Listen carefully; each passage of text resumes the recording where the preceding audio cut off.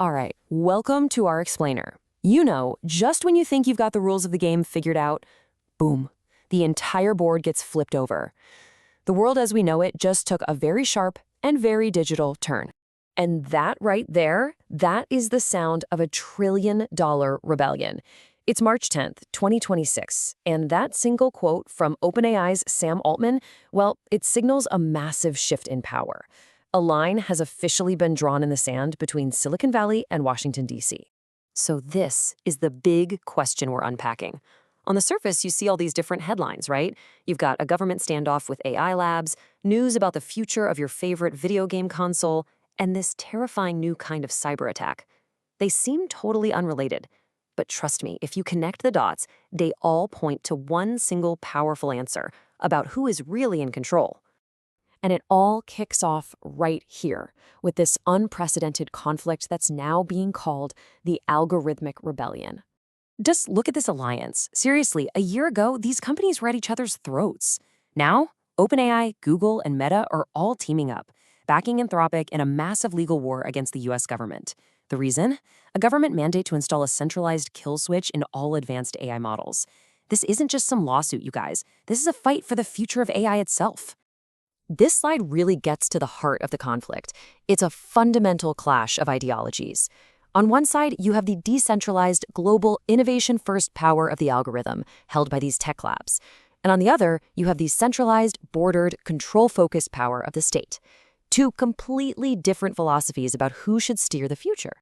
And the flashpoint is something called weight disclosure. So what does that mean? Well, essentially, Washington wants the keys to the kingdom. They want the core mathematical DNA of these AI models. The tech labs are arguing this not only kills performance, but opens a massive backdoor for state-level espionage right inside their processing layers. And the fallout is already happening. We're seeing the birth of what's being called a parallel internet. And get this, soaring silicon, that's mobile data centers on cargo ships out in international waters, all designed to operate completely beyond the reach of any government. The wall between the state and the corporation isn't just cracking, it's crumbling. Okay, let's switch gears a bit.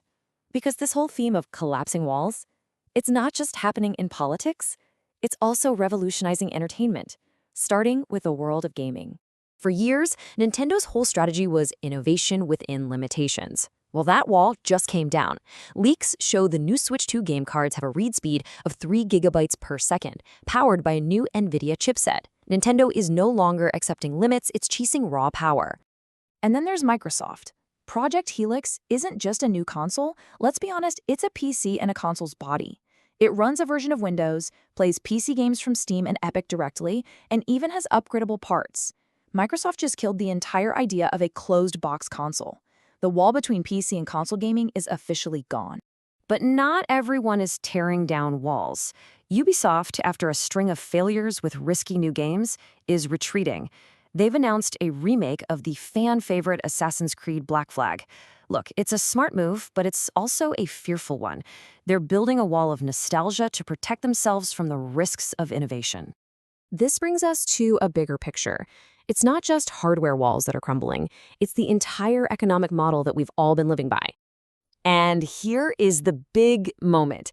It finally happened. Cyberpunk 2077, a masterpiece of modern gaming, one of the greatest comeback stories ever, is now on Game Pass. This isn't just another game joining a library. This is the final nail in the coffin for the old model of buying games. The era of subscription has been crowned king. This table explains everything. We're shifting from retail capitalism, where you make a one-time purchase and you own something, to subscription capitalism. But this isn't just a new business model. It's a fundamental change in our relationship with property. In this new world, you're not the landlord of your digital life anymore. You're the tenant. But with all these walls coming down, between states, platforms, and ownership models, a new and frankly much more dangerous reality is emerging. So let's talk about security. The annual IBM X-Force report is out, and it is chilling. Cyber attacks on cloud infrastructure, the very backbone of this new world, shot up by 44% last year alone. But that raw number isn't even the scariest part. The truly terrifying new threat is this. Over 300,000 personal and developer AI accounts have been compromised and are now for sale on the dark web. Hackers are weaponizing the very tools we use every single day. Your own AI can now be turned against you. And here's why. We're now facing what experts call agentic AI. These aren't simple bots. They are autonomous agents that can find a target, write the code to attack it, and create a perfect deepfake of your digital identity, all without a human ever touching a keyboard. Imagine an AI that doesn't just steal your bank password, but can also call your bank, perfectly mimicking your voice, to authorize a transfer. That's why your password, your Face ID, they're becoming obsolete. So what can you do? The report is very clear. First, revoke access to any AI apps you don't absolutely need. Second, use hardware wallets for any digital assets. And third, and this is crucial, never, ever trust a voice or video message, even from a loved one, without getting physical, real-world confirmation. So let's tie all of this together. We've looked at corporate rebellion, the future of gaming, the death of ownership, and a terrifying new cyber threat. How do we make sense of it all? It all comes down to this. The foundational walls that structured our world are crumbling. The wall between the power of the corporation and the state. The wall between different gaming platforms. The wall between owning a product and simply accessing it. And maybe most importantly, the wall between your digital identity and your physical self. All of these shifts are creating a new, chaotic, and unpredictable reality, which leaves us with one final question to think about.